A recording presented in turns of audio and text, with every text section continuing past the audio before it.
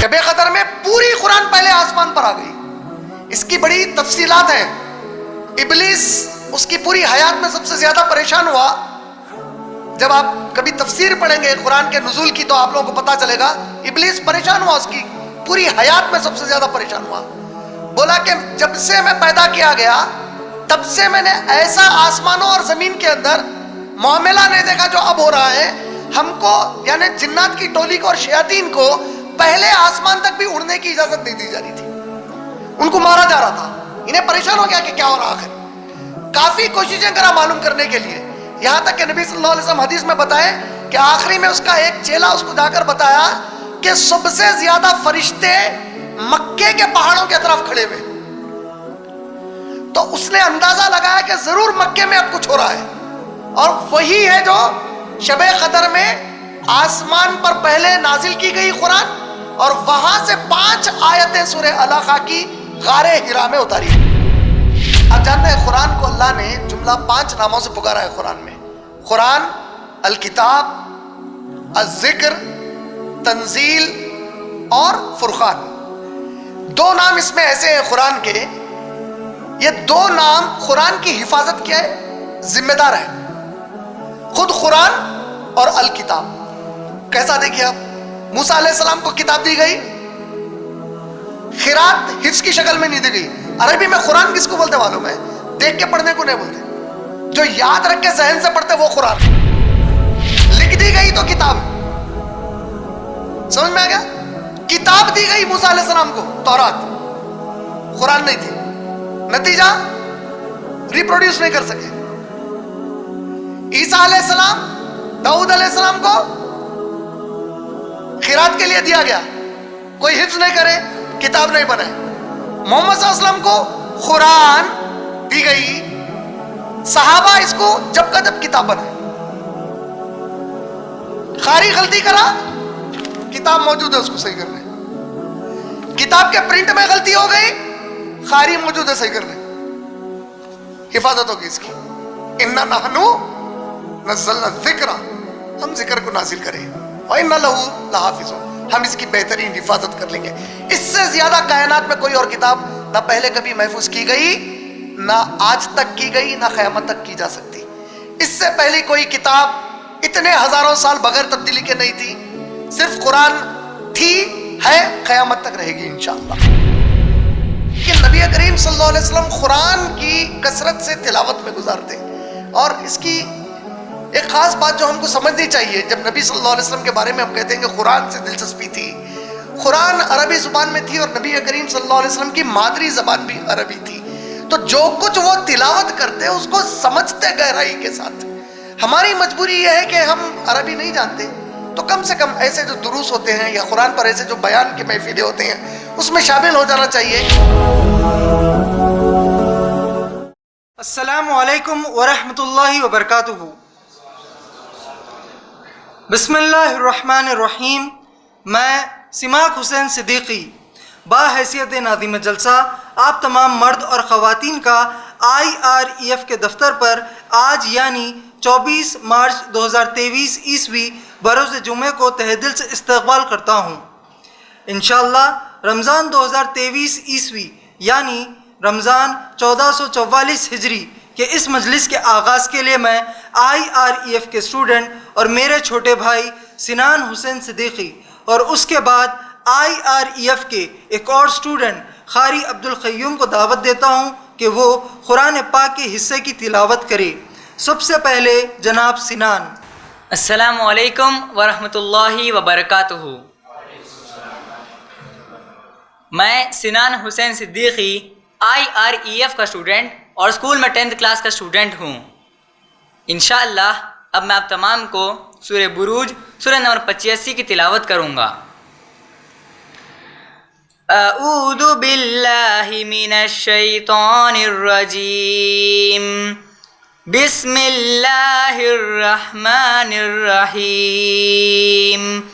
والسماء ذات البروج واليوم الموعود وشاهد ومشهود قتل أصحاب الأخدود النار ذات الوقود إذ هم عليها قعود وهم على ما يفعلون بالمؤمنين شهود وما نقموا منهم إلا أن يؤمنوا بالله العزيز الحميد الذي له ملك السماوات والأرض والله على كل شيء شهيد إن الذين فتنوا المؤمنين والمؤمنات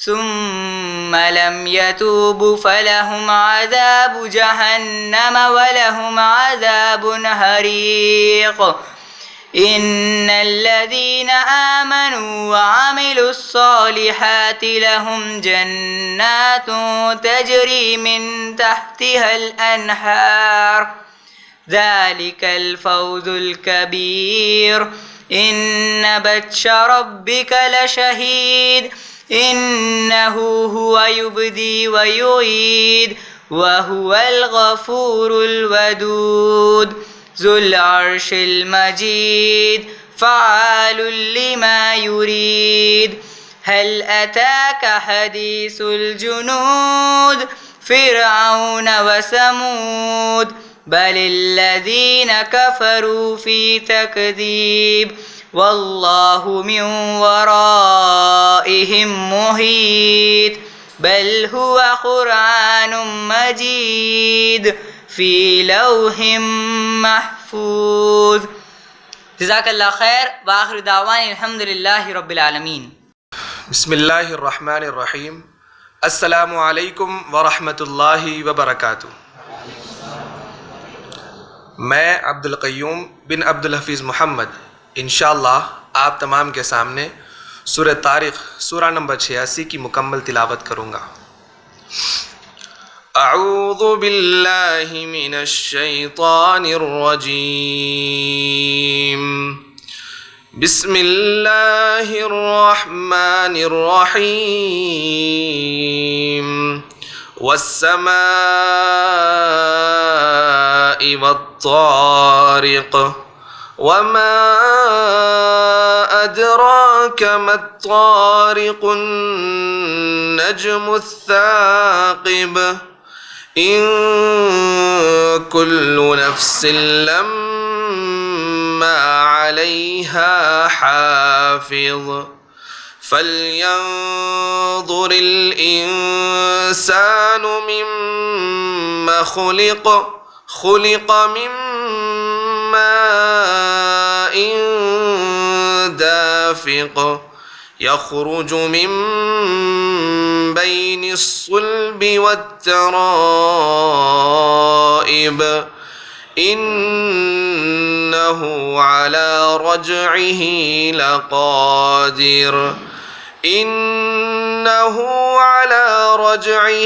لقادر يوم تبلى السرائر فما له من قوة ولا ناصر. والسماء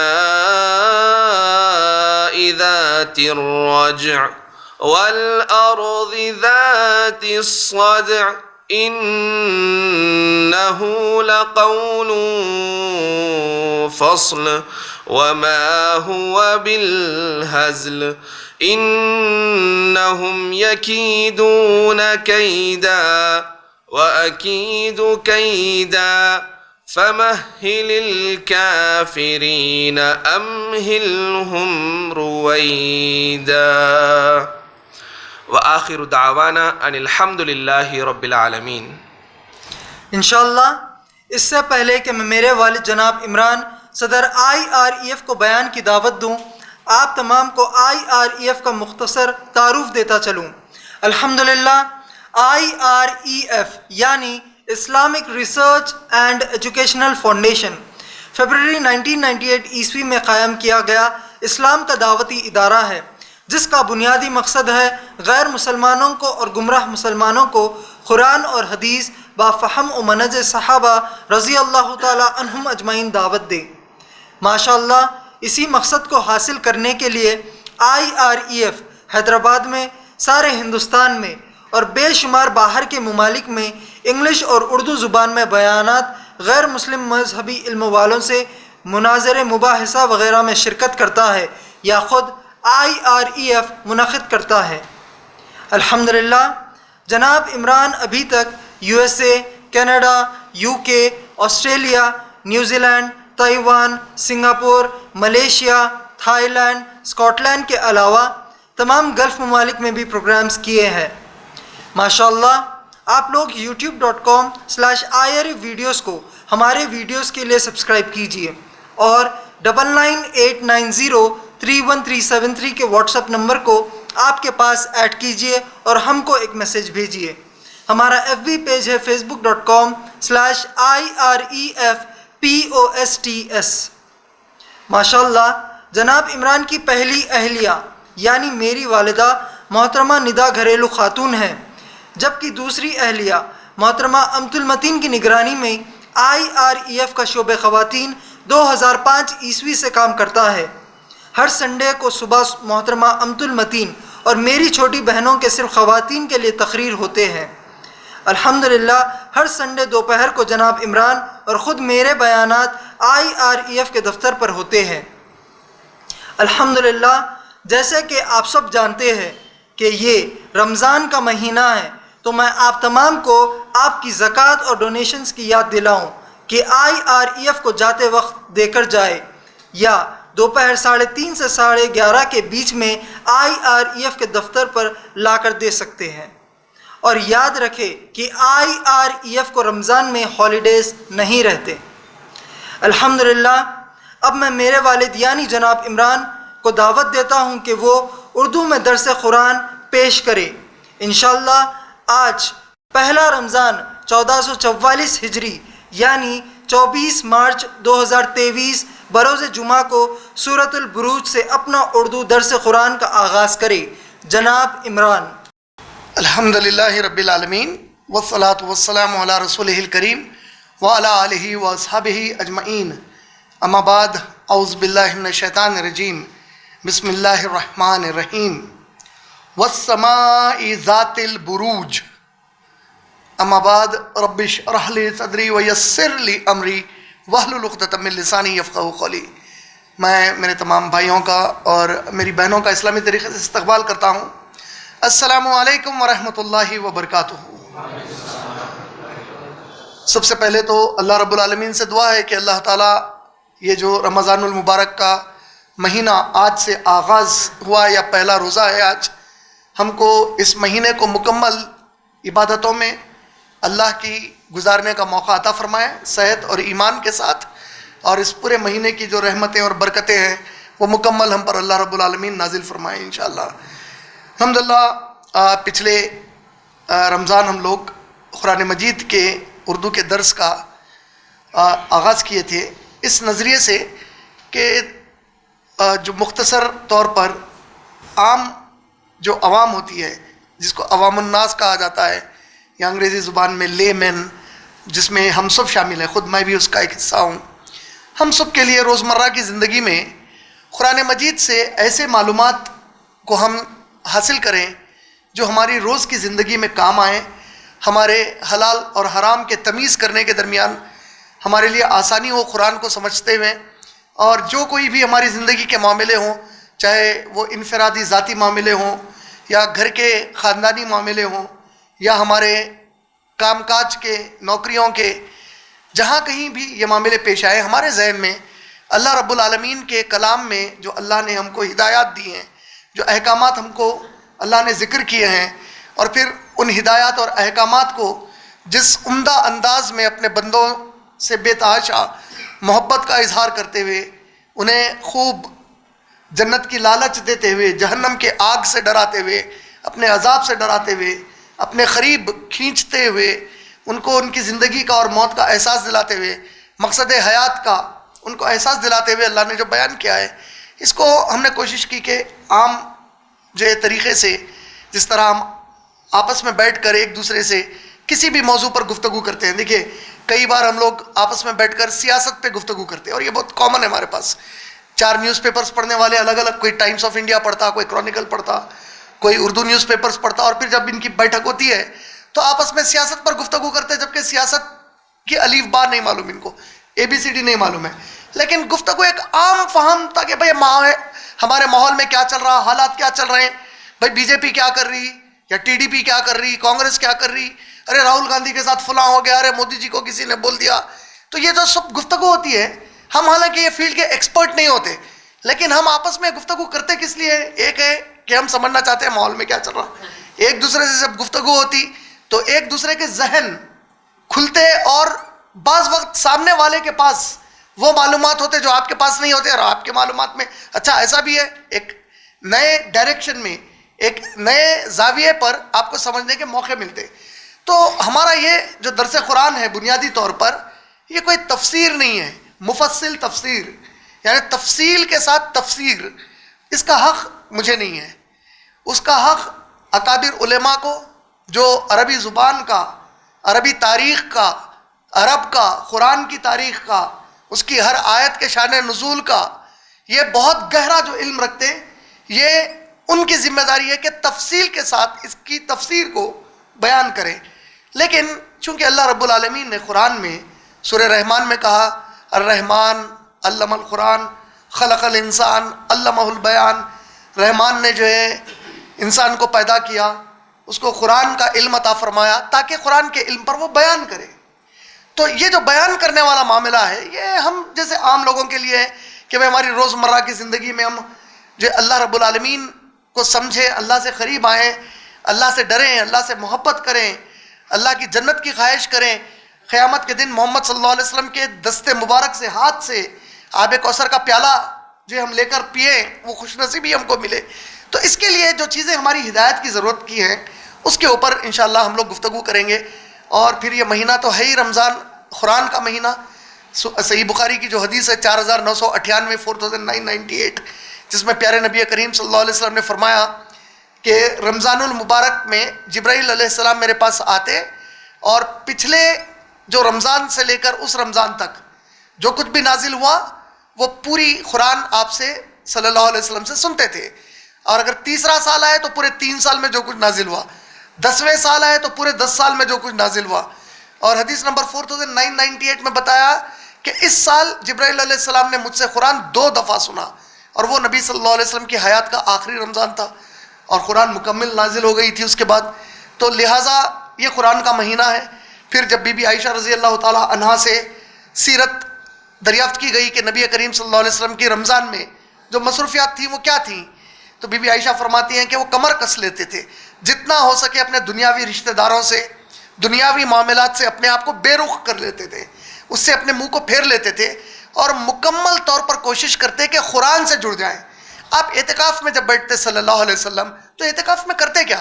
اعتکاف آج ہمارے پاس بھی کافی نوجوان بیٹھتے ہیں, ایک اچھی چیز ہے, لیکن اکثر اعتکاف میں غیبت, چغلیاں, ٹھیٹھی ٹھاٹا, مذاق, موبائل فون, واٹس ایپ کا استعمال, گھر والوں سے بات چیت.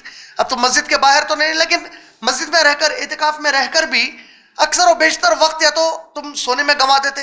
لیکن نبی کریم صلی اللہ علیہ وسلم قرآن کی کثرت سے تلاوت میں گزارتے. اور اس کی ایک خاص بات جو ہم کو سمجھنی چاہیے, جب نبی صلی اللہ علیہ وسلم کے بارے میں ہم کہتے ہیں کہ قرآن سے دلچسپی تھی, قرآن عربی زبان میں تھی اور نبی کریم صلی اللہ علیہ وسلم کی مادری زبان بھی عربی تھی. تو جو کچھ وہ تلاوت کرتے اس کو سمجھتے گہرائی کے ساتھ. ہماری مجبوری یہ ہے کہ ہم عربی نہیں جانتے, تو کم سے کم ایسے جو دروس ہوتے ہیں یا قرآن پر ایسے جو بیان کے محفلیں ہوتے ہیں اس میں شامل ہو جانا چاہیے, تاکہ اب جیسا آج ہم سورہ بروج کے بارے میں بات کر رہے ہیں, کل جب آپ لوگ تراویح پڑھیں گے یا خود سے آپ سورہ بروج کی تلاوت کریں گے تو اگر میں نے 25 باتیں بتائی ہیں, ہو سکتا ہے آپ میں سے بعض کے ذہن میں 2 ہی باتیں بیٹھے, کسی کے ذہن میں 20 باتیں بڑھ جائیں, کسی کے ذہن میں پورے 25 باتیں بڑھ جائیں, اور کسی کے ذہن کو اللہ کھول دے کہ 30-40 باتیں آ جائیں کہ بھائی یہ بھی ہو سکتا, یہ بھی ہو سکتا, اس میں یہ بھی ہو سکتا. تو یہ برکت والی محفل ہے. اور پھر جو 225 نمبر کی حدیث ہے ابن ماجہ کی, پیارے نبی کریم صلی اللہ علیہ وسلم نے فرمایا کہ جب کبھی کوئی محفل قرآن کے لیے جمع ہو جاتی ہے تو فرشتے اس محفل کو پر پھیلا کر گھیر لیتے ہیں, اور اللہ اپنی رحمت اور اپنا سکون اس محفل پر نازل فرماتے ہیں. الحمدللہ. تو انشاءاللہ اسی بات کو نظر میں رکھتے ہوئے ہم ہمارا یہ جو 3 دن کا درس قرآن ہے، اس کو 3 دن جو رمضان کے اللہ کا احسان ہے کہ پہلا، دوسرا، تیسرا رمضان ہم کو نصیب ہوا، اور یہ بہت ہمارے لیے خوش نصیبی ہے کہ ہم پہلے ہی رمضان میں قرآن کی کچھ خدمت کی کوشش کر پا رہے ہیں الحمدللہ۔ تو پچھلے جو رمضان میں ہم نے دروس دیے تھے، 10 دن کے دروس تھے، وہ یہ 3 دن جس طرح لیے، اسی طرح باقی کے 3 دن جمعہ، ہفتہ، اتوار، پھر اگلے ہفتے کا، پھر اس طریقے سے اگلے ہفتے کا، تو اس طرح 10 دن لیے تھے۔ تو ہم لوگ سورہ نبا سے شروعات کیے تھے اور سورہ انشقاق پر ہمارے دروس ختم ہوئے تھے۔ اللہ کے فضل و کرم تقریباً دروس 8ویں دن کا درس بھی اب یوٹیوب پر اپلوڈ ہو چکا ہے، اور پھر یہ دروس ہے انشاءاللہ، اس کو بھی ہم کوشش کریں گے کہ جلد سے جلد اپلوڈ کر دیں، تاکہ ہم اردو زبان کی جانکاری رکھنے والے، اردو زبان سے جو ہے اپنی مادری زبان جس کی اردو ہے، ان کے لیے فائدہ ہو جائے اس سے انشاءاللہ۔ اللہ سے پھر گڑ گڑا کر دعا ہے کہ اللہ اس درس میں جو کچھ میں کہوں بس وہی کہوں جس پر آپ راضی ہوں، اور انسانی ناطے غفلت سے وہ کہہ دوں جو ایک انسانی فطرت میں غلطی کرنا، گناہ کرنا لکھا ہے، تو آپ اسے درگزر فرمائیے اور سننے والوں کے ذہنوں سے اس کو مٹا دیجئے۔ اور جو کوئی لوگ یہاں بیٹھ کر اس قرآن کے درس کو سن رہے ہیں، ان کے سینوں کو قرآن کو سمجھنے کے لیے کھول دیجئے، اور کہنے والے اور سننے والوں کو بالکل کہنے کی اور سننے کی وہی توفیق قرآن کے بارے میں عطا فرمائیے جو آپ نے پیارے نبی محمد رسول اللہ صلی اللہ علیہ وسلم کو عطا فرمائی تھی انشاءاللہ۔ تو سورہ بروج قرآن مجید کا 85 نمبر والا سورہ ہے، 85 یعنی 85 نمبر کا سورہ ہے یہ، اور قرآن میں جملہ 114 سورتیں ہیں۔ پہلا سورہ ہے سورہ فاتحہ، آخری سورہ ہے سورۃ الناس، اور 85 نمبر کا سورہ ہے سورہ بروج۔ اگرچہ کہ یہ بات سورہ بروج سے تعلق نہیں رکھتی، لیکن قرآن کے عقیدے سے تعلق رکھتی ہے۔ کئی بار ہم لوگ چونکہ پیدائشی مسلمان ہیں تو اس کے اوپر غور و فکر نہیں کرتے، اور ہم اسی کیفیت میں رہتے ہیں کہ بھائی یہ قرآن محمد صلی اللہ علیہ وسلم نے ہم کو دیا، اور ہم نے اس کو آج تک باحفاظت الحمدللہ اپنی کوشش کرتے ہوئے اللہ کی توفیق اور اللہ کی مدد سے اس کو رکھے ہوئے ہیں۔ لیکن کبھی آپ نے غور کیا کہ سورہ علقہ کی جو 5 آیتیں ہیں، اقرأ باسم ربک الذی خلق، یہ جو شروع کی 5 آیتیں ہیں، یہ سب سے پہلے نازل ہوئی تھی محمد صلی اللہ علیہ وسلم پر، لیکن یہ آج چلے گئیں 96 نمبر میں، اور سورہ فاتحہ بن گیا پہلے نمبر کا سورہ۔ اور پھر جو عیسائی مشنری ہیں ان کا تو اعتراض ہے اس بات پر کہ یہ قرآن کو رد و بدل کیا عثمان غنی رضی اللہ تعالیٰ عنہ نے، اور پھر جو رافضی ہیں، رافضیوں کا بھی اعتراض ہے کہ عمر ابن خطاب نے یہ سب تبدیلیاں کر دی، لہذا جو قرآن آج پڑھی جاتی ہے وہ قرآن نہیں ہے جو نعوذ باللہ محمد صلی اللہ علیہ وسلم پر نازل ہوئی ہے۔ یہ ایک بڑا بہتان ہے۔ لیکن اس بات کو ہٹاتے ہوئے ہمارے اپنے عقیدے کے بنیاد کے طور پر جاننے کے لیے 1-2 باتیں قرآن سے متعلق لازم ہمیں یاد رکھنی چاہیے، اتنا زیادہ یاد رکھنا چاہیے جتنا کہ ہم اپنے خود کا نام یاد رکھتے ہیں، بلکہ اس سے بھی زیادہ اس کو یاد رکھنا چاہیے۔ دیکھیے، قرآن مجید کو اللہ نے کتاب کی شکل میں نازل نہیں کیا۔ قرآن سے پہلے 3 کتابیں اور اللہ نے قرآن میں نام کے ساتھ ذکر کی۔ آل عمران کی آیت نمبر 1 اور 2 جب پڑھتے ہیں تو تورات اور انجیل کا ذکر آیا اس میں، اور جب آپ بنی اسرائیل کی آیت نمبر 55 پڑھتے ہیں، سورہ نمبر 17 آیت نمبر 55 پڑھتے ہیں تو زبور کا ذکر آیا۔ زبور ملی تھی داؤد علیہ السلام کو، انجیل دی گئی عیسیٰ علیہ السلام کو، تورات دی گئی ہمارے موسیٰ علیہ السلام کو۔ انجیل اور زبور کس کیفیت میں دی گئی، اس کے بارے میں قرآن اور حدیث میں کہیں بھی کوئی گفتگو نہیں ہے، اور دنیا کا کوئی یہودی اور عیسائی آپ کو آج نہیں بتا سکتا کہ انجیل اور زبور کس شکل میں عطا کی گئی تھی۔ رہا مسئلہ تورات کا، تو تورات کے بارے میں اللہ نے بے شمار مقامات پر قرآن مجید میں واضح کر دیا، خاص طور پر سورہ آراف میں جب آپ 140 نمبر کی آیت کے بعد پڑھتے ہیں، تورات کو تختیوں پر دیا گیا تھا، تختیاں سلیٹس پر دیا گیا تھا، لوح پر دیا گیا تھا، اور وہ جو تختیاں تھی عقیدے کے حساب سے ہم مسلمانوں کا عقیدہ ہے کہ اس کے اوپر اللہ رب العالمین کی خود کی ہینڈ رائٹنگ تھی۔ یہ سنی عقیدہ ہے، ہمارا ایمان ہے اس کے اوپر، اور وہ عطا کی گئی تھی موسیٰ علیہ السلام کو، وہ گم ہو گئی، اور وہ جو کتاب، دیکھیے وہ کتاب کی شکل تھی، وہ گم ہو گئی، اور اس کے چونکہ حفاظ نہیں تھے جس طرح قرآن کے حفاظ ہیں، تو اس کے بعد اصلی جو تورات حرف بہ حرف جیسے ہوگی اس کو کبھی بھی یہودی پھر سے ریپروڈیوس نہیں کر سکے، اس کو واپس حاصل نہیں کر سکے۔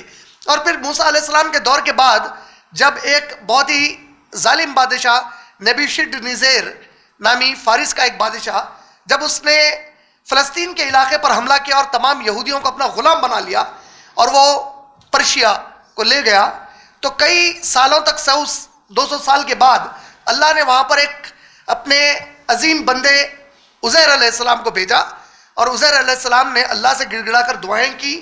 تو سائرس نامی بادشاہ تھا پرشیا کا, اس نے عزیر علیہ السلام کی دعا جو انہوں نے اللہ سے کی وہ جو قبول ہو گئی, ان کی اس التجا کو سنا اور تمام بنی اسرائیل کی قوم کو واپس دوبارہ فلسطین میں آباد کیا. تو موسیٰ علیہ السلام کے بعد بیت المقدس سلیمان علیہ السلام جو داؤد علیہ السلام کے بیٹے انہوں نے بنائی تھی, نبوشدنیزر نے اسے توڑ ڈالا تھا.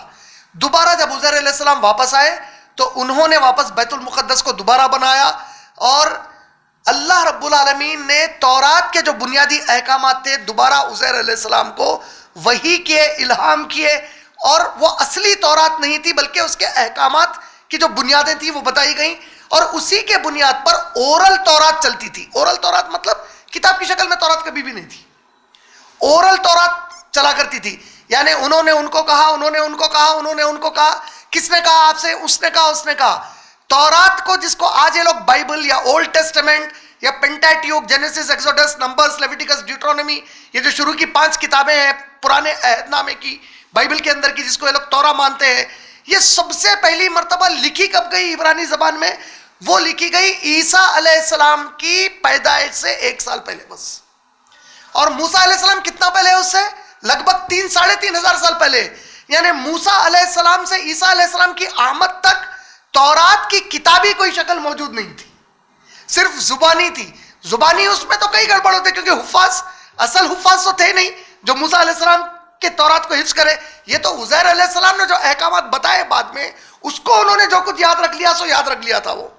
پھر جو تورات انہوں نے فرسٹ BC میں لکھی اس کی تفسیریں لکھنا شروع کرے, جو مسناد یا مشناد, تلمود وغیرہ میں انہوں نے اس کو اپنے فقہ کو محفوظ کیا. یہ ایک بنیادی تورات. زبور انجیل کی میں بتا دیا آپ لوگوں کو, زبور اور انجیل کس طرح نازل ہوئی, کیا صرف وحی کی شکل میں دے دی گئی, کتنی چھوٹی تھی. بعض کا دعویٰ ہے مفسرین کا کہ زبور بامشکل سورہ فاتحہ کے اتنی بڑی تھی, پوری زبور صرف سورہ فاتحہ تھی. بعض کی نظر میں تھوڑا بڑھ کر تھی, واللہ عالم, غیب اللہ کو معلوم ہے. نہ نبی کریم صلی اللہ علیہ وسلم نے ہم کو بتایا, نہ صحابہ نے کبھی اس کے بارے میں زیادہ سوال کیا. تو اس سے ظاہر کیا ہو گیا, صحابہ دنیا کے سب سے سمجھدار مسلمان تھے, انہوں نے یہ سوال نہیں کیا, تو یہ سوال اب ہمارے لیے بھی ضروری نہیں ہے. اب بچ گیا کیا؟ دیکھیے 3 یہ کتابوں کا ذکر تو قرآن خود کر دیا, اب بچ گیا کیا؟ قرآن بچ گئی. یہ جتنی کتابیں انسانوں کی کائنات میں تقدیر, کائنات کے ذرے ذرے کی تقدیر, وائرس کی تقدیر, کووڈ کے وائرس کی تقدیر, کتنا وائرس کون سے پیشنٹ میں جائے گا اس کی تقدیر, یہ تمام تقدیر لوح محفوظ پر لکھی ہوئی ہے. ہم سب جانتے ہیں لوح محفوظ پر لکھی ہوئی ہے کا مطلب کیا ہو گیا کہ تورات بھی لوح محفوظ پر لکھی ہوئی ہے, زبور بھی لکھی ہوئی ہے, انجیل بھی لکھی ہوئی ہے, اور قرآن بھی لوح محفوظ پر رکھی ہوئی ہے, لکھی ہوئی. انا انزلناہ فی لیلۃ القدر شہر رمضان الذی انزل فیہ القرآن. قرآن میں رمضان کا لفظ ایک ہی جگہ آیا, سورہ بقرہ کی آیت نمبر 185. رمضان وہ مہینہ ہے جس میں ہم نے قرآن کو نازل کیا. رمضان کے تو 29 یا 30 دن ہو سکتے, اس میں کب؟ انا انزلناہ فی لیلۃ القدر, لیلۃ القدر میں, قدر کی رات میں نازل کیا. تو قرآن کے نزول کے تعلق سے 2-3 اہم باتیں ہم کو یاد رکھنی ہے. تورات زبور کی یہ تاریخ جاننے کے بعد 2-3 اہم باتیں قرآن کے نزول کے بارے میں کیا ہے. ایک یہ ہے کہ محمد صلی اللہ علیہ وسلم کو قرآن لکھی ہوئی کیفیت میں نہیں دیا گیا, یہ سب ہم کو معلوم ہے. دوسری چیز, ایک ہی وقت میں نہیں دیا گیا. تورات پوری ایک ہی وقت میں دے دی گئی تھی تختیوں پہ موسیٰ علیہ السلام کو. قرآن محمد صلی اللہ علیہ وسلم کو 23 سال کے وقفے میں وقتاً فوقتاً, کبھی ایک چھوٹا سورہ آ گیا, کبھی 2 آیات آ گئے, کبھی 1 آیت آ گئی. شان نزول ہے اس کا پورا ایک. کبھی مکے میں نازل ہو گیا, کبھی مدینے میں نازل ہو گیا, کبھی نبی کریم صلی اللہ علیہ وسلم اپنے حجرے میں بی بی عائشہ رضی اللہ تعالی عنہا کے ساتھ ہے اور قرآن نازل, 1 آیت نازل ہو گئی. تو یہ الگ الگ 23 سال تک نازل ہوتا رہا. شروعات رمضان کے مہینے میں ہوئی, رمضان میں لیلۃ القدر میں ہوئی. 1 سال گزر کے دوسرا رمضان آیا, آ گئے جبرائیل علیہ السلام, چلیے اے نبی سنائیے جو کچھ ہم نے نازل کیا. اب نبی سنا رہے ہیں, اب حکم دیا جا رہا, نبی یہ جو آیت تھی نا اس کو اس کے آگے رکھیے, اس کو اس کے پیچھے جمائیے, یہ سورہ اس سے پہلے رکھیے, یہ سورہ اس کے بعد رکھیے, تلاوت یہ ترتیب میں کریے. یہ ترتیب کون بتا رہے ہیں؟ سورہ قیامہ سورہ نمبر 75 آیت نمبر 16 سے 19 اللہ نے کہا اے میرے نبی اپنی زبان کو تیزی سے مت پھرائیے قرآن کی تلاوت کے لیے، اس کو پڑھانا، پڑھانے سے مراد کیا ہو گیا؟ اس کی تجوید، اس کی قرات، دونوں بھی چیزیں، تجوید اور قرات اللہ کی ذمہ داری ہے. یعنی جس طرح حروف قرآن کا چینج نہیں ہو سکتا، اس کی تجوید اور قرات بھی طے ہو چکی ہے اللہ کی طرف سے. اس کے علاوہ کوئی اور تجوید اور قرات سے پڑھی جائے گی، اللہ کے پاس قابل قبول نہیں، گناہ ہوتا اس کا. تجوید اور قرات، اس کا پڑھانا. سیکنڈ چیز، اس کا جمع کرنا. جمع کرنے میں ترتیب آ گئی پوری کہ کون سی آیت کہاں جائے گی، کون سا سورہ کہاں پر جائے گا، اس کا جمع کرنا اور اس کو سمجھا دینا. اس کی تفسیر کس کو سمجھائی گئی؟ سب سے پہلے محمد رسول اللہ صلی اللہ علیہ وسلم کو. یعنی قرآن کی تفسیر سب سے پہلے محمد صلی اللہ علیہ وسلم کو اللہ نے سمجھائی. سب سے پہلے مفسر قرآن محمد صلی اللہ علیہ وسلم. کس نے تفسیر سکھائی؟ اللہ نے سکھائی. یہ ایک دیکھیں سسٹم پورا آیا. اب ہر رمضان میں نبی صلی اللہ علیہ وسلم پر قرآن الگ وقتاً فوقتاً نازل ہو رہا. جبرائیل علیہ السلام ہر رمضان میں آ رہے ہیں، پچھلے رمضانوں میں جتنا نازل ہوا اس کی ترتیب بتا رہے ہیں، اس کو جمع کرنا، اس کے معنی سمجھا کے جاتے چلے آ رہے ہیں. یہ پوری حیات چلتے رہا. اب یہ جو آہستہ آہستہ نازل ہوا، اس پر سوال تھا. کفار مکہ سوال کرتے تھے اللہ کو اگر قرآن نازل کرنا ہے تو ایک ہی وقت میں کیوں نازل نہیں کرتے رہے؟ تو اللہ سبحانہ وتعالیٰ بنی اسرائیل کی آیت نمبر 106 سورہ فرقان سورہ نمبر 25 کی آیت نمبر 31 یا 32 کے آس پاس اللہ نے فرمایا کہ اے نبی آپ سے سوال کرتے ہیں کہ اللہ نے پوری قرآن ایک ساتھ نازل کیوں نہیں کر دی. ان سے کہو کہ اللہ آپ کے دل پر بوجھ نہیں ڈالنا چاہتے تھے. ایک جگہ اللہ نے اعلان کیا کہ آپ کے دل پر بوجھ نہیں ڈالنا چاہتے تھے اور احکامات کی آسانی چاہتے تھے.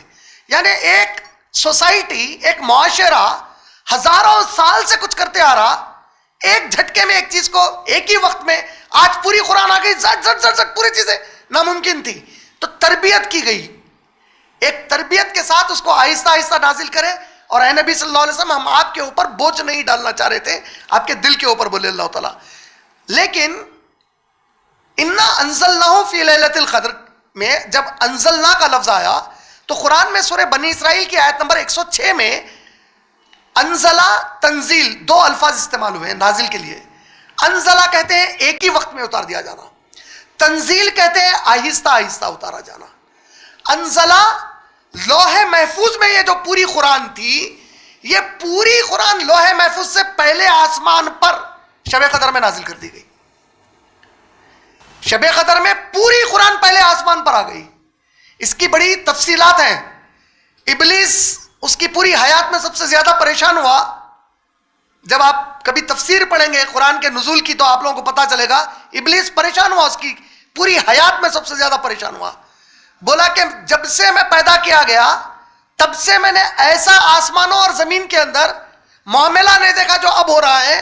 ہم کو یعنی جنات کی ٹولی کو اور شیاطین کو پہلے آسمان تک بھی اڑنے کی اجازت نہیں دی جا رہی تھی، ان کو مارا جا رہا تھا.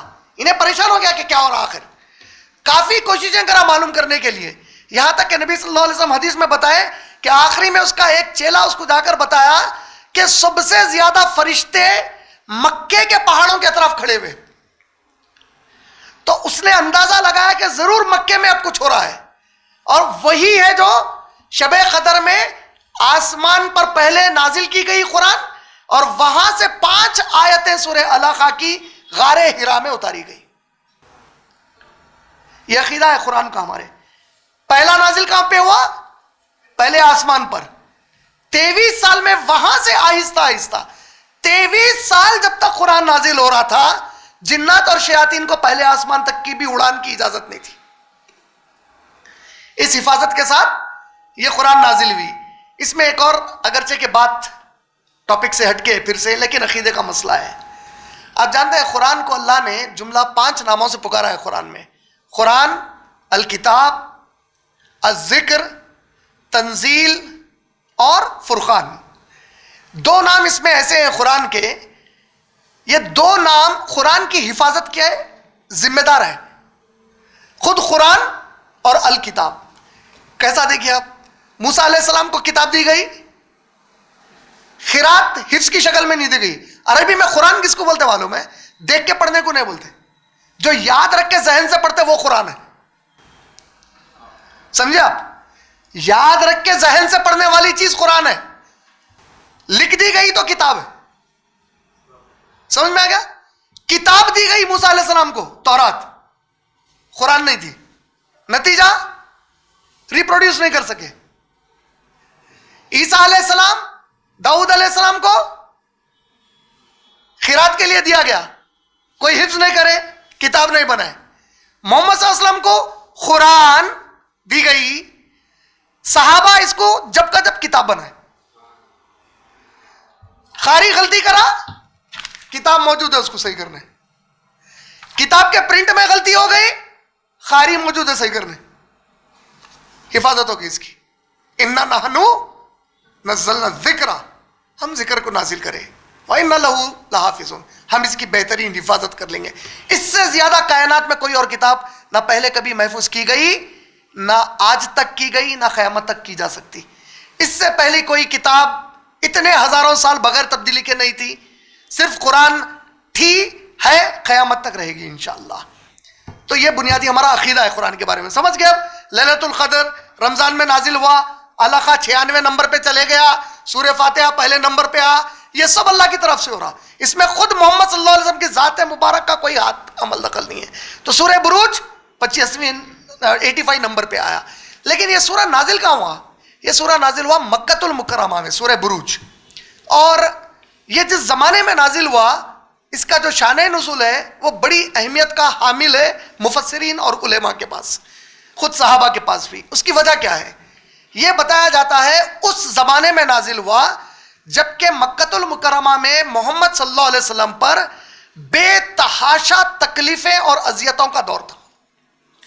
اب بے تحاشا تکالیف اور اذیتوں میں تھے، یہاں تک کہ طائف کا واقعہ آلریڈی پیش آ چکا تھا. طائف کا واقعہ ہم سب کو معلوم ہے کہ محمد صلی اللہ علیہ وسلم کے ساتھ جو بدسلوکی ہوئی، یہاں تک کہ معصوم بچوں کو، طائف کے چھوٹے بچوں کو ہاتھوں میں پتھرے دے کر محمد صلی اللہ علیہ وسلم کے پیچھے لگا دیا گیا کہ ان کے اوپر پتھرے پھینکے جائیں، نعوذ باللہ من ذالک. اور محمد صلی اللہ علیہ وسلم اگرچہ کہ طائف کو گئے تھے بڑی امید کے ساتھ کہ طائف سے جو ہے کچھ لوگ اللہ کے اس کام میں، دعوت کے کام میں، قرآن کی تبلیغ میں مدد کریں گے، لیکن بالکل الٹا پڑ گیا. اور دیکھیے اللہ تعالیٰ کی آزمائش رسول اللہ صلی اللہ علیہ وسلم کے ساتھ جو ہم میں سے کسی کو بھی ایک بار بھی نہیں آئی، ایک لمحے کے لیے بھی نہیں آئی ہمارے پاس، کیونکہ ہم وہ کام کرے ہی نہیں. ہم تو پورے کام ہی کچھ اور کر رہے ہیں، تو وہ آزمائش کہاں سے آئے گی؟ میں اگر جو آپ مان لیجئے کہ میں کرکٹ کا گیم کھیل رہا ہوں تو میرے کپڑے گیلے کیسے ہوں گے؟ کپڑے گیلے ہونے کے واسطے پانی میں اترنا پڑتا ہے میرے کو. تو میں میدانی الگ ہے میرا، تو میرے تکالیف وکالیف یہ پوری تکالیف وہی تکالیف ہیں جو عام کافروں کو، مشرکوں کو دی جاتی. وہ جو خالص اللہ کے دین کے لیے اور دین کی خدمت کے لیے تکلیف ہے، وہ تو میں کبھی سہا ہی نہیں، دیکھا بھی نہیں اس کو ابھی تک. اللہ حفاظت فرمائے ہم سب مسلمانوں کی، کہ کہیں ایسا تو نہیں کہ اللہ ہم کو قابل ہی نہیں سمجھ رہے اپنے دین کی خدمت کا. اللہ حفاظت فرمائے. تو بہرحال محمد صلی اللہ علیہ وسلم جب گئے طائف کو تو بڑی امید سے گئے تھے. اب آپ سوچئے کہ پیارے نبی صلی اللہ علیہ وسلم اتنی امید کے ساتھ گئے اور معاملہ ہی الٹا ہو گیا پورا. آپ کے ایکسپیکٹیشن میں پلان بھی تھا ہی نہیں اس وقت. اگر سیرت کے حصے کو دیکھا جائے تو محمد صلی اللہ علیہ وسلم کا اتنا یقین زیادہ تھا کہ مجھے مدد مل جائے گی طائف سے، کہ پلان بھی بنانے کی محمد صلی اللہ علیہ وسلم نے ضرورت ہی نہیں سمجھی تھی. اور حالات کچھ ایسے ہوئے کہ ایک ہی وقت میں اتنی شدت کی تکلیف دے دی گئی. آپ اندازہ کیجئے کہ اللہ نے جبرائیل علیہ السلام کو اس فرشتے کے ساتھ روانہ کر دیا محمد صلی اللہ علیہ وسلم کے پاس، جو پہاڑوں کو جمائے ہوئے ہیں، یہ کہنے کے لیے کہ میرے نبی سے کہو اگر وہ حکم دے تو پہاڑوں کو حکم دیا جائے گا کہ کچل ڈالے طائف والوں. تب اللہ خود یہ جب بھیجائے تو کیا نہیں تکلیف سے گزرے محمد صلی اللہ علیہ وسلم. اور محمد صلی اللہ علیہ وسلم جب واپس آئے تو مکے میں داخل نہیں ہوئے. یہ سیرت کا ایک بہت اہم حصہ ہے جو ہم لوگوں کو جاننا چاہیے. محمد صلی اللہ علیہ وسلم مکے میں داخل نہیں ہوئے، مکے کے باہر رک گئے. رک کے ایک صحابی کو روانہ کیے 3 غیر مسلمان کفار مکہ کے پاس، اور بولے کہ ان سے پوچھو کیا یہ میری مدد کریں گے اگر میں مکے کے اندر آیا تو؟ کیا مدد؟ میرے جان کی حفاظت کریں گے یا نہیں کریں گے؟ تو تینوں بھی کفار مکہ جب ان کے پاس بھیجے گئے صحابی تو 2 نے انکار کیا، ایک تیار ہو گئے. تو جب محمد صلی اللہ علیہ وسلم کو خبر ملی کہ ایک کافر مکہ تیار ہے جو طاقتور تھے، تو محمد صلی اللہ علیہ وسلم نے کہا کہ نہیں ویسا نہیں، میں ابھی بھی نہیں آؤں گا خالی بولنے کے بھروسے پہ. ان سے کہو کہ وہ اپنے بیٹوں کو لے کر مکے کے گلیوں میں پھر کر اعلان کریں کہ میں محمد صلی اللہ علیہ وسلم کو حفاظت کرنے والا. پھر وہ کافر پھر کر اعلان کرے اپنے بیٹوں کے ساتھ. اس کے بعد محمد صلی اللہ علیہ وسلم مکے میں جب طائف سے آئے تو بارڈر پر رک گئے تھے, داخل ہو گئے. یہ وہ مرحلہ ہے جس میں سورہ بروج نازل کیا گیا محمد صلی اللہ علیہ وسلم پر. یہ پورے شدت کا پورا ماحول تھا, اس میں سورہ بروج نازل ہوا. اب یہ سورہ بروج کی جو خصوصیات ہے جب ہم آگے پڑھیں گے اب انشاءاللہ تو ہم کو واضح طور پر سمجھ میں آنے لگے گی. سب سے پہلے تو اللہ نے سورہ بروج کی پہلی آیت میں قسم کھائی, وَالسَّمَاءِ ذَاتِ الْبُرُوجِ, آسمان کی قسم جس میں برج ہے. برج سنگولر کو بولتے, بروج پلورل ہے. برج کا ایک معنی ہے Mahal, fort, FORT, fort, Mahal جس کو بولتے آپ. گولکنڈہ قلعہ, قلعہ جس کو بولتے آپ, محل. تو ایک ہوتا فورٹ, اور برج عربی زبان میں بولتے کوئی بھی چیز جو ابھری ہوئی رہتی اور دکھ کے آ جاتی. کوئی بھی ابھری ہوئی چیز جو دکھ کے آ جاتی اس کو بھی برج بولتے ہیں. تو اب اللہ قسم کا ہے وَالسَّمَاءِ ذَاتِ الْبُرُوجِ, آسمان کی قسم جس میں برج ہیں. تو اب برج کے بارے میں کوئی ایک مخصوص طور پر اللہ کے نبی کریم صلی اللہ علیہ وسلم نے برج سے یہ مراد ہے کہہ کر کوئی تفسیر بیان نہیں کی, نہ کوئی صحابی نے کیا. البتہ ابن عباس رضی اللہ تعالی عنہ نے اس کے جو معنی سمجھائے, الگ الگ صحابہ نے الگ الگ معنی سمجھائے, اور ہر صحابی کا معنی اہمیت کا حامل ہے اور صحیح ہے. اس لیے صحیح ہے کیونکہ صحابہ نبی صلی اللہ علیہ وسلم کے اسٹوڈنٹس ہیں.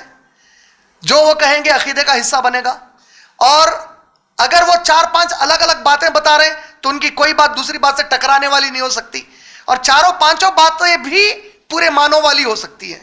تو ابن عباس رضی اللہ تعالیٰ عنہ کی اہمیت تفسیر میں ابن عباس رضی اللہ تعالیٰ عنہ نے اپنی تفسیر میں کہا اس سے مراد آسمانوں پر جو یہ تارے ہیں جو کھل کر دکھ کر آتے ہیں آسمانوں پر, یہ کیونکہ برج بولتے کھل کر دکھ کر آنے والی چیز کو, یہ اس سے مراد یہ تارے ہیں پورے آسمانوں کے. لیکن دوسرے صحابہ, تابعین, طب تابعین اور مفسرین کے نزدیک برج کے کئی دوسرے معنی بھی لیے گئے ہیں. سب سے پہلے تو جیسا کہ ہم ہمیشہ یہ ڈسکس کئی بار کیے ہیں پہلے بھی, آسمان کا جب ہم لفظ استعمال کرتے ہیں تو میرا آسمان الگ ہے, آپ کا آسمان الگ ہے, ہر فرد کا آسمان الگ ہے. وہ کیسا؟ آپ کی نظر جہاں پر جا کے رک گئی وہ آپ کا آسمان ہے, میری نظر جا کے رک گئی وہ میرا آسمان ہے. اب آپ کی نظر کہاں رکی کوئی اسکیل نہیں ہے ناپنے کو, میری نظر کہاں رکی کوئی اسکیل نہیں ہے ناپنے کو. آپ کی نظر جہاں رکی آپ کو معلوم, میری نظر جہاں رکی میرے کو معلوم. میرا وہ آسمان, آپ کا وہ آسمان. اور سائنس کے پاس آسمان کے کوئی بھی ڈیفینیشن نہیں ہے آج تک. سائنس کو نہیں معلوم ہے آسمان کس کو بولتے. سمجھ میں آ گیا؟ آسمان کیا ہے؟ وہ جو اوپر پورے گیسز ہے, وہ گیسز کا جو کلر ہے وہ آسمان ہے ان کے پاس. تو تم اوپر جاتے کہتے ہو گیسز اور اوپر ہوتے چلے آتے ہو تو کوئی ختم ہی نہیں ہوتے. تو سائنس کے پاس اس کا کوئی جواب ہی نہیں ہے. لیکن اللہ سبحانہ و تعالیٰ آسمان کو دروازے ہے بولے. 7 آسمان بنایا, 7 زمین بنایا. معراج میں نبی صلی اللہ علیہ وسلم کیا فرمائے؟ پہلے آسمان پہ گیا تو دروازے پہ روک لیا گیا بولے. موت آ گئی تو روحوں کے بارے میں کیا ہے؟ نیک انسان کی روح کو جب فرشتے لے کے اٹھتے رہتے پہلے آسمان پہ روک لیا جاتا روح کو. کا مطلب آسمان کوئی چیز ہے مجھے نہیں معلوم, ایمان ہے مگر کیونکہ اللہ تعالیٰ بولتی ہے. اس کو دروازے ہیں مجھے نہیں معلوم کیسے ہیں لیکن ہے کیونکہ بولا گیا. اس کا داروغہ ہے, گیٹ کیپر ہے اس کا, انہیں ٹھہرا ہوا ہے. بند بھی ہوتے دروازے, کھلتے بھی دروازے. تو یہ آسمانوں کی قسم کھاتے ہوئے اللہ تعالیٰ آسمانوں کی اور برج کی قسم بولے اللہ تعالیٰ. تو برج کیا چیز ہے؟ اب تو برج کے ایک تو تاروں کی تفصیل آ گئی. اچھا اگر تاروں کی تفصیل لے لیں, یہ اس کی قسم کے معنیوں کو لے لیں, اللہ قسم کیوں کھائے؟ تو مفسرین واضح طور پر بتاتے ہیں اللہ کو تو قسم کھانے کی ضرورت ہی نہیں ہے. محمد صلی اللہ علیہ وسلم کوئی چیز غلط یا جھوٹ بول سکتے, نعوذ باللہ. جب محمد صلی اللہ علیہ وسلم نہیں بول سکتے تو وہ محمد صلی اللہ علیہ وسلم کے رب ہے اللہ تعالیٰ. جو بول دیا وہ فائنل ہے, وہاں سمینا ہوا تھا نا, جھوٹ غلط ہو ہی نہیں سکتا. پھر بھی قسم کھا رہے ہیں اللہ تعالیٰ. تو اس کے جو معنی بتائے گئے, اس کے معنی یہ بتائے گئے کہ 2 معنی ہیں اس کے. ایک, اللہ اپنے بندوں کو آگاہ کر رہے ہیں کہ جو بات آگے بتائی جا رہی ہے اس کو آسان اور چھوٹی بات مت سمجھو, کچھ اہم بات بتا رہا ہوں. اور عرب لوگوں کا ایک مزاج ہوتا, کسی بھی بات کو جب وزن دینا ہوتا تو وہ لوگ قسم کھا لیا کرتے تھے. اور ہم لوگ بھی کیا پرومس, ارے گاڈ پرومس, اماں کی قسم بولو نا, حالانکہ کوئی اور قسم نہیں کھانا ہے سوائے اللہ کی. کیونکہ قسم عربی زبان میں شرعی حیثیت میں بتا رہا ہوں میں, شرعی قرآن کی قسم کھاتے, یہ سب شرک ہے. شرک ہے یہ. شرک کیوں ہے؟ قسم عربی زبان میں, شریعت میں قسم کا معنی ہوتا ہے کسی چیز کو گواہی میں لے لینا. اب میں اماں کی قسم کھا رہا ہوں تو اماں تو وہاں تھی نہیں, میں جو کر رہا تھا یا نہیں کر رہا تھا. قرآن کی قسم کھا رہا ہوں تو یہ قرآن کیسا گواہی دیں گی؟ دے ہی نہیں سکتی. گواہی صرف اللہ دے سکتے, اس لیے نبی صلی اللہ علیہ وسلم کیا فرمائے, صرف اللہ کی قسم کھانا بولے, کیونکہ گواہ ہر لمحے کے اوپر صرف اللہ رب العالمین ہے. اچھا, اللہ جب دوسرے چیزوں کی قسم کھا رہے ہیں تو پھر دو چیزیں آ گئی. ایک, بندہ جب بھی کسی چیز کی قسم کھاتا تو وہ چیز کی قسم کھاتا جو اہم ہوتی. انہیں کاڑی کے جھاڑو کے کاڑی کی قسم نہیں نہیں بولتا. پلاسٹک کے مگ کی قسم بولتا, پلاسٹک کے بکٹ کی قسم بولتا نہیں بولتا, پیتابی کی قسم بولتا نہیں بولتا, اماں کی قسم بولتا. اماں کو انہیں اپنے سے اہم سمجھتا. باوا کی قسم بولتا, بیٹے کی قسم, بیوی کی قسم, اولاد کی قسم بولتا, اہم سمجھتا اپنے سے ان کو.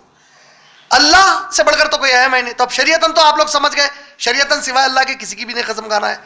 اللہ جب قسم کھا رہے تو کیا سورج, چاند, تارے اللہ سے اہم ہے لوگ؟ نعوذ باللہ, سب اللہ کی مخلوق ہے. لیکن اللہ جب ان کی قسم کھا رہے ہیں تو اس کی وجہ یہ ہے, ایک تو انسانوں کو آگاہ کرنا ہے. وہ عرب لہجے میں بات ہو رہی, عربوں میں قسمیں کھانے کی عادت تھی, لو میں قسم کھا رہا ہوں, اہم بات بول رہا ہوں, سنو. یہ تو ایک عام فہم ہو گیا. دوسرا, اللہ جس چیز کی قسم کھاتے اللہ کے پاس قدرت ہے کہ قیامت میں اس کو گواہ بنا کر ٹھہرا دے. یہ قدرت کسی اور کے پاس نہیں ہے. تو اللہ اگر آسمان کی قسم کھائے تو آسمان کو گواہ بنا دے قیامت میں. اللہ سورج کی قسم کھائے تو سورج کو گواہی دینے لگاتے. تو اللہ جو بھی چیزوں کی قسم کھائیں گے, اہمیت بتانے کو, اس کو گواہی کے طور پہ ٹھہرانے کو اگر ضرورت پڑ گئی تو یہ دونوں بھی قدرت اللہ کے پاس موجود ہے. تو اب اللہ نے قسم کھائی ہے وَالسَّمَاءِ ذَاتِ الْبُرُوجِ, آسمانوں کی قسم, اور اس میں کیا ہے, جس میں برج ہے. اچھا, پھر آسمانوں میں برج اگر تارے کے معنی لے لیا جائے, جو ابن عباس رضی اللہ تعالیٰ عنہ نے فرمایا کہ یہاں پہ برج سے مراد تارے ہیں جو آسمانوں پہ ہے. زمین سے سب سے قریبی تارا کون سا ہے, کوئی بول سکتا؟ ہماری زمین سے سب سے قریبی تارا کون سا ہے؟ سن ہے. سورج سب سے قریب ہے ہمارے سے. سورج ایک تارا ہے, اسٹار ہے. اسٹار کا ڈیفینیشن سائنس کیا دیتی؟ کوئی ایسی چیز آسمانوں میں جو خود کی روشنی دیتی, وہ اسٹار ہے. تو سن خود سے روشن ہے, وہ اسٹار ہو گیا وہ. تو سورج سب سے قریب ہے. سب سے قریب تارا کتنی دور ہے معلوم ہے؟ اگر آپ زمین سے 3 لاکھ کلومیٹر فی سیکنڈ کی رفتار سے, کتنے کلومیٹر فی سیکنڈ؟ کلومیٹر فی سیکنڈ کی رفتار سے سفر کرے تو 8 منٹ لگتے سورج کو پہنچنے. سورج تک پہنچنے 8 منٹ لگے اپنے کو. کا مطلب کیا ہوا؟ جو سورج کا ڈلہ آپ دیکھتے ہو اوپر, جس جگہ انہیں آپ کو دکھ رہا وہاں اصل میں 8 منٹ پہلے تھا. انہیں 8 منٹ کے بعد دیکھ رہے ہیں آپ اس کو. وہاں پہ آپ جب تک دیکھے انہیں 8 منٹ آگے سفر کر لیا اپنا. سمجھ میں آئی بات؟ یہ سب سے کلوز تارا ہے. سورج کے علاوہ جو تارا ہے سب سے کلوز, وہ کون سا ہے اور کتنی دور ہے؟ ایک اندازن کسی کو اس کی نالج ہے کسی کو؟ اچھا, وہ ہے پروگزیما سینچوریا. کتنی دور ہے معلوم ہمارے سے؟ 4.2 لائٹ ایئرس. 4.2 لائٹ ایئرس کس کو بولتے معلوم ہے؟ 3 لاکھ کلومیٹر فی سیکنڈ لائٹ کی رفتار ہے. 3 لاکھ کلومیٹر فی سیکنڈ کی رفتار سے بغیر رکے کے 4 سال 2 مہینے سفر کرنا. تو سب سے قریب تارا جو سورج کے علاوہ ہے وہاں پہنچتے آپ. سب سے دور کا تارا جو ان کو دکھ گیا کا مطلب کیا ہے؟ ناسا جو ایسٹرونومیکل سائنس کی سب سے بڑی جو لیبوریٹری ہے یا اس کی جو ایکسپیریمنٹ کی جگہ ہے, ان کے مطابق جتنی کائنات ہے اس میں سے انہوں جو دیکھے ابھی تک صرف 5% دیکھے بول رہے ہیں. 95% نہیں دکھا.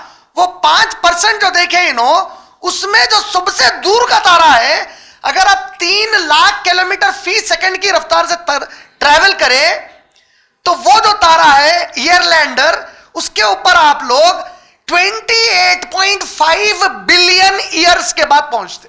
28.5 بلین, 1 بلین میں 1000 ملین ہوتے, 1 ملین میں 10 لاکھ ہوتے. ان کو جو سب سے دور دکھ گیا وہ حد نہیں ہے کائنات کی. 5% میں ان کو جو دکھ گیا کہ حد ہو. ابھی 95% بڑا ہوا ہے, بچا ہوا ہے کائنات میں, جنہوں دیکھے نہیں ابھی. اس کو 3 لاکھ کلومیٹر پر سیکنڈ سے گئے آپ تو کتنی دیر میں پہنچ رہے؟ 28.5 بلین ایئرس. 95% ابھی بچا ہوا ہے. والسمائی, اس پورے آسمان کی قسم کھاروں میں. وذات البروج, اور جو کچھ اس کے اندر ابھرا ہوا ہے اس کی قسم کھاروں میں. اللہ اکبر. اللہ تعالیٰ اپنی کبریائی بتا رہے ہیں اس کے اندر. اور یہ جو میں بتایا 5% سمجھے نا کتنا ہے؟ اچھا یہ 5% میں کیا کیا ہے؟ 5% میں ہماری ملکی وے گیلیکسی ہے. ملکی وے گیلیکسی بولے تو کس کو بولتے ہیں؟ ملکی وے گیلیکسی بولے تو سورج, یہ 8 سیارے, ٹمٹماتے تارے دکھ رہے ہیں, یہ کتنے ہیں؟ 200 بلین ہے. 200 بلین, 1 بلین 1000 ملین کا, 1 بلین 10 لاکھ کا, 200 بلین تارے, یہ پوری ایک ملکی وے گیلیکسی ہے. ایسے 200 بلین گیلیکسی ہے, سمجھ رہے ہیں؟ ایسے 200 بلین گیلیکسی ہے. یہ پورے 5% میں ہے, 95% بچا ہوا ہے ابھی. وسیع کرسی السماواتی والارض, میری کرسی آسمانوں پہ 95 پہ پھیلی ہوئی ہے. اور ابن عباس رضی اللہ تعالیٰ عنہ فرمائے کرسی کے مقابلے میں یہ آسمان, یہ پوری کائنات آخری انگلی میں پہنے گئی انگوٹھی کے برابر ہے. بولے کھلے ریگستان میں انگوٹھی نکال کے ڈال دیا آپ, کتنی بڑی ہے آپ کی انگوٹھی؟ یہ کائنات اتنی بڑی, کرسی کے سامنے وہ انگوٹھی کی مانند ہے. کرسی پر صرف پاؤں ہے. اور آپ والسمائی ذات البروج, یہی بات سورہ فرقان کی آیت نمبر 61 میں بھی آئی. سورہ فرقان سورہ نمبر 25 آیت نمبر 61 میں آئی. اس میں جب یہ ذکر آیا تو وہاں پر تفسیر ابن کثیر اور تفسیر سعدی جب آپ پڑھتے ہیں تو اس میں بتایا گیا کرسی عرش کے سامنے انگوٹھی کے مانند. اور عرش اللہ کے سب سے قریب مخلوق ہے, اس سے قریب کوئی مخلوق نہیں ہے اللہ کے پاس. عرش پر اللہ ہے. اب یہ اللہ اتنی عظیم ذات مبارک کائنات کی قسم کھا کے بول رہے ہیں والسمائی ذات البروج, قسم ہے آسمانوں کی اور وہ بروج کی. تو محمد صلی اللہ علیہ وسلم کو معراج میں جو سفر ہوا یہ پوری کائنات کا سفر ہوا. سبحان اللہ. سمجھ گئے؟ ہوتا کیا کہ اگر میں پھر ویسی پڑھ لیتے چلے جاتا تو بالخاری وہ اردو ترجمہ پڑھ دیا جیسا ہوتا آپ لوگوں کے لیے. تو انشاءاللہ ہم لوگ روکتے ہیں. السلام علیکم ورحمۃ اللہ وبرکاتہ.